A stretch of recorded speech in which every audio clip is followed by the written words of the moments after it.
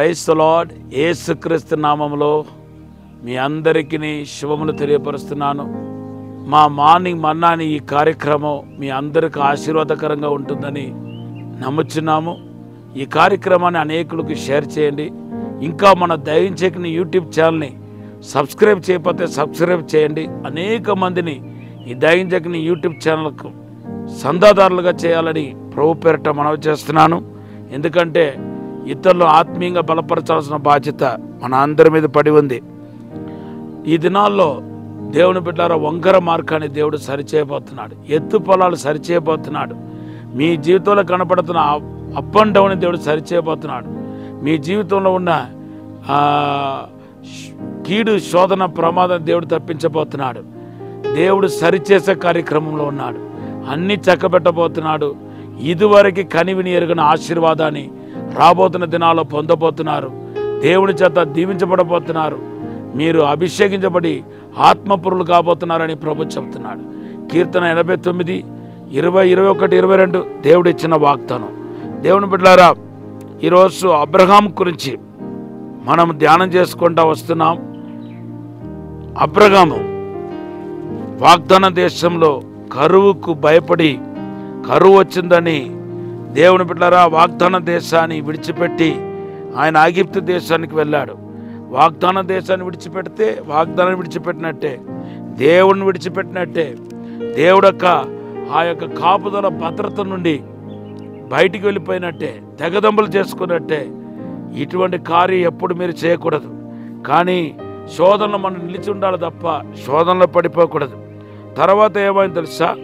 ఆయన వెళ్ళిన తర్వాత ఇప్పుడేమో మరి ఆ ఫరో ఒక దుష్ట కార్యానికి తెగబడినట్టుగా మనము పరిశుద్ధ గ్రంథంలో కనబడుతుంది. ఆ అబీమెలెకు అనే ఆ రాజు శారాను అబ్రహాం నుండి వేరు చేసి తనకు భార్యగా చేసుకోవాలనుకున్నాడు. ఆదికాండం 20 అధ్యాయం 10 నుండి 18 వచనాల్లో మనకు కనపడుతుంది. అయితే అబ్రహాం ఎంత బాధపడి ఉంటాడో నేను చెప్పాను. ఇప్పుడు అబ్రహాం యొక్క ఇమోషన్, అంటే అబ్రహాం స్థానంలో ఎవరైనా మనం నిలబడి ఆలోచిస్తే మనకు చాలా వేదన, బాధ అనిపిస్తాయి. సో ఇక్కడ దేవుడు రియాక్ట్ అయినట్టుగా మన పరిశుద్ధ గ్రంథంలో చూస్తున్నాం. ఆ రియాక్షన్ ఎందుకు వచ్చిందంటే, ప్రతి అబ్రహాం యొక్క ఆ ఫీలింగ్ని, ఆ వేదనను, ఆ లోపల ఉన్న ఆ కృంగుదలను దేవుడు కన్సిడర్ చేశాడని, దేవుడు దాన్ని చూచాడని మనకు అర్థమవుతుంది. ఈరోజు ఒక అబ్రహాం యొక్క వేదనే కాదు, అబ్రహాం యొక్క ఆ ఫీలింగ్నే కాదు, మీ అందరూ ఒక ఫీలింగ్, మీ అందరూ ఒక చేదైన అనుభవం, దెబ్బలను, కన్నీలను, కలవరాన్ని, వేదనను దేవుడు గమనించే దేవుడుగా ఉన్నాడు. పట్టించుకున్న దేవుడై ఉన్నాడు. మిమ్మల్ని వేదనను ఆయన చూచే దేవుడుగా ఉన్నాడు. అప్పుడే దేవుడు యొక్క రియాక్షన్ వెంటనే మనం చూస్తాం. ఎప్పుడైతే మన ఫీలింగ్ని, మన ఒక భావోద్రేకాన్ని ప్రభు చూస్తున్నాడో, దానికి స్పందిస్తున్నాడో, అప్పుడే దేవుని యొక్క రియాక్షన్ వెంటనే ఉంటుంది.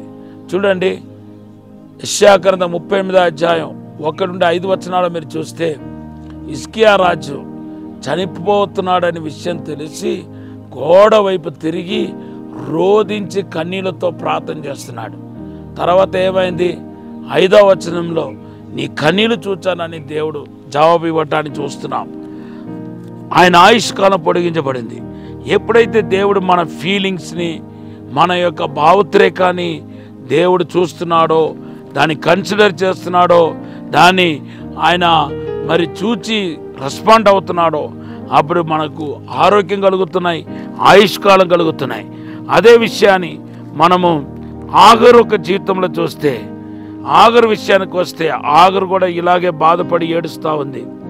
ఆదికాండం 21వ అధ్యాయం 16వ వచనం. ఈమె బాధ ఏంటంటే, పిల్లోడు మరి నీళ్ళు లేక దాగవేసి ఎడారులో చచ్చిపోతున్నాడు. బిడ్డ ఒక మరణాన్ని చూడలేని చెప్పి ఏడుస్తూ ఉన్నాడు. ఇప్పుడు ఆగరు మరి దేవుని యొక్క బిడ్డ కాకపోయినప్పటికీ ఆమె పైన కనుకరపడ్డాడు. ఆదికాండం 21వ అధ్యాయం 17వ వచనంలో మనం చూస్తే, ఆగరును భయపడవద్దు, దేవుడు నీ యొక్క కేకలు విన్నాడు, నీ నీ బిడ్డ ఒక కేకలు విన్నాడు. అంటమే కాకుండా 18వ వచనంలో దేవుని బిడ్డలారా నేను గొప్ప జనాంగా చేస్తానంటున్నాడు. తర్వాత 19వ వచనంకి వస్తే ఆమె కళ్ళు దేవుడు తెరచాడంట. ఆమెకి ఆ ఎడారిలో ఒక ఊటను చూపించాడంట, దాగం తీర్చాడని పరిశుద్ధ గ్రంథంలో మనకు రాయబడి ఉంది. కనుక దేవుడు ఆగరు ఒక కన్నీరు చూచాడు. అలాగే మన కొత్త నిబంధనకి వస్తే లాజరు చనిపోయాడనే విషయాన్ని ప్రభు విన్నాడు.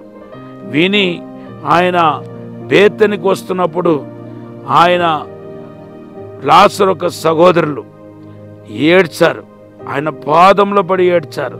చూడండి యోహాను సువార్త 11:33 కన్నీళ్ళు విడిచాడంట 11:35లో. అంతేకాదు లాజరును మరణం నుండి లేపాడు.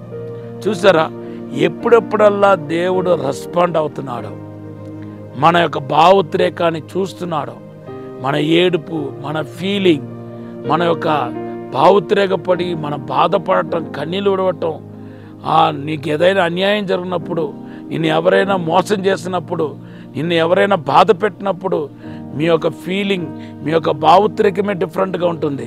అలా ఏడ్చినప్పుడు, బాధపడుతున్నప్పుడు దేవుడు దాన్ని కన్సిడర్ చేసి దాన్ని చూచి ఆయన వెంటనే రియాక్ట్ అవుతాడు. అలా రియాక్ట్ అవుతున్నప్పుడే ఇటువంటి సూచక్రియలు, మాత్కర్యాలు వెంటనే జరుగుతుందనే విషయాన్ని ఈరోజు మీతో మాట్లాడటం జరిగింది.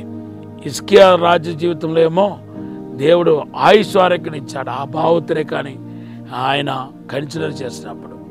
హాగర్ జీవితంలో ఏమో అసాధ్యమైన కార్యాన్ని సాధ్యపరిచాడు. ఎడారిలో నీటి ఊట రావటం ఏంటి? లాజరు జీవితంలో ఏమో పోగొట్టుకున్న ఆ లాజరు తిరిగి పొందుకున్నాడు.